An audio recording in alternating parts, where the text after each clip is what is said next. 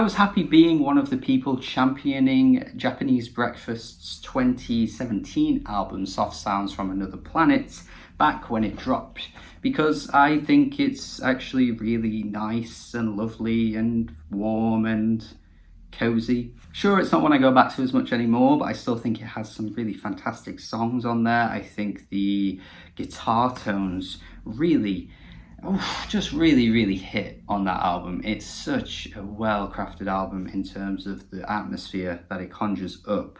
And yet, people were a bit more lukewarm on the album back when it dropped. That's okay.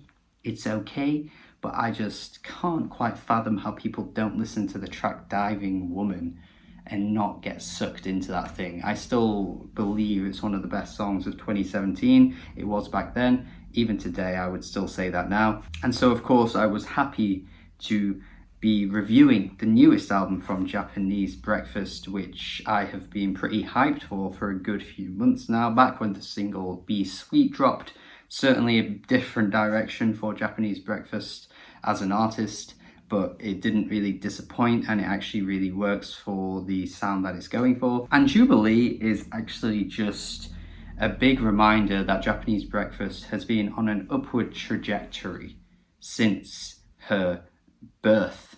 Maybe not her birth, actually. That, you know, I don't know. She probably wasn't making music at 1 year old, but since her breakthrough, since the album Psycho Pomp, she has just been getting better and better and better. She's certainly, to me, cementing herself as one of the best artists in the dream pop world, I think, at the moment, with this new album here, because I think it's, in fact, her best to date. The album switches things up just enough to notice a clear new direction for her, even though a lot of the general ideas are still there with her music, but Paprika immediately just transports you back to like the mid-2000s with its wonderful chamber pop inspired horns that come through. Immediately just puts a smile on your face. It's such a fuzzy feeling that you get as soon as you listen to this track. Just a really great way to bring out an album with a track like this. It's immediately just smile-inducing. It's just very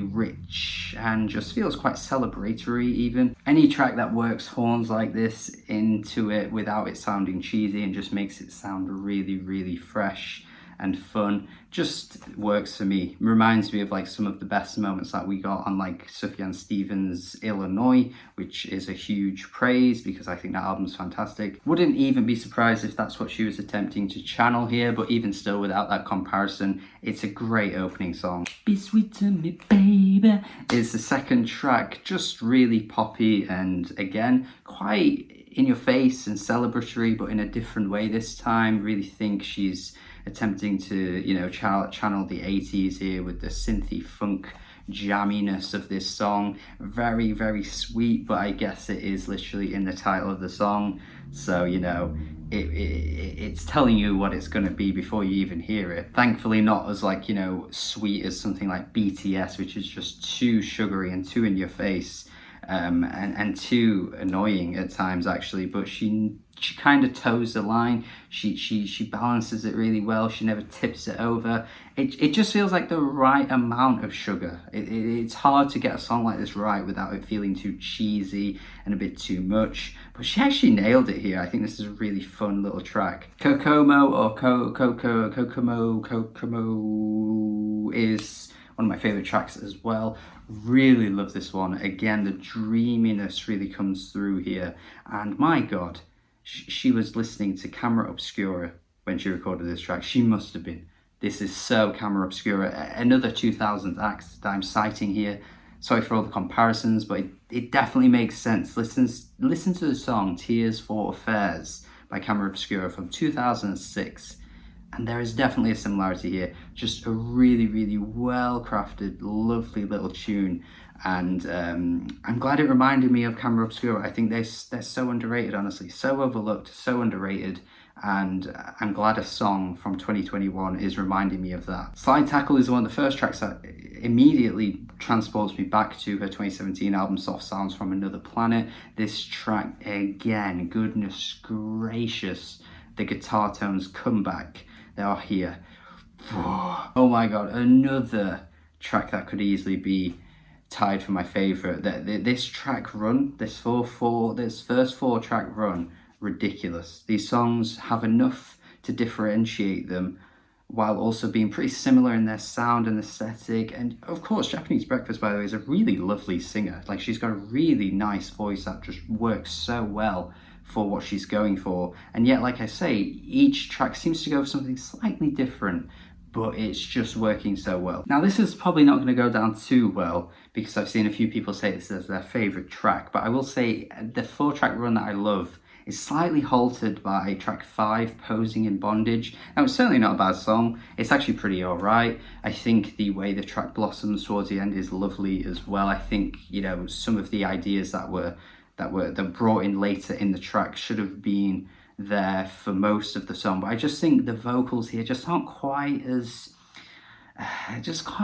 inviting. I think she has a really nice voice that does invite you into her music really well, and I just think this track loses it a little bit, especially in the chorus. And I think the atmosphere just isn't quite there. And I think if you go back to some of the tracks from Soft Sounds, you notice that the guitar tones really swamp the tracks and really take over the atmosphere. And I just think this track probably could have done with something like that, something that just soaks you in with the feeling just a little bit better, but I think this track just kind of misses the mark. That being said though, the tracks that come after it are still really good. I just think this is a slight little bump in the road. In Hell is another really good track, really good tune here. I think the lyrics are pretty self-explanatory, straightforward. You're not really going to get anything to, you know, completely blow you away lyrically. I think on this album, I'd be very surprised if anything popped out like that. But it's well written and, you know, does the job sort of thing. And I think this track is kind of written from like a teen perspective.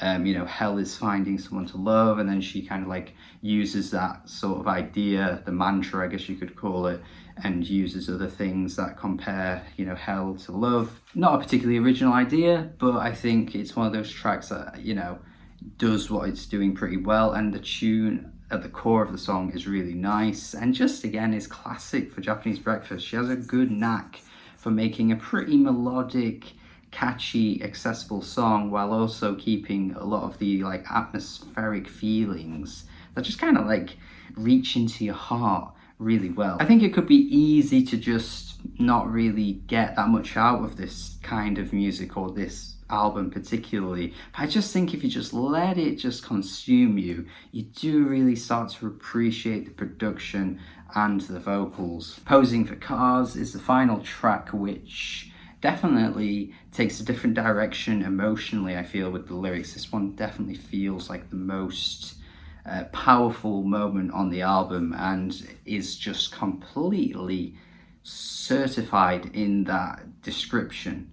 It earns that description by the final few minutes where the instrumental is glorious. Oh wow. Certainly blows me away, this moment on the album. Just the guitar again sounds fantastic, just kind of feels like something from like the shoegaze era in the 90s. Obviously shoegaze carried on past the 90s, but it definitely feels like it's taking an idea from that and just really exploding by the end. What a great moment this is on the album. And it's a moment like this that makes me realise a lot of heart and emotion is going into this music, which is why I think I've come out of it appreciating it so much, even more so than Soft Sounds from Another Planet, and especially more so than the debut, which I'm not as keen on, but I at least appreciate what she was going for on that first album. But yeah, like I say, everything since that debut it's just getting better, and this is easily my favourite Japanese Breakfast album so far,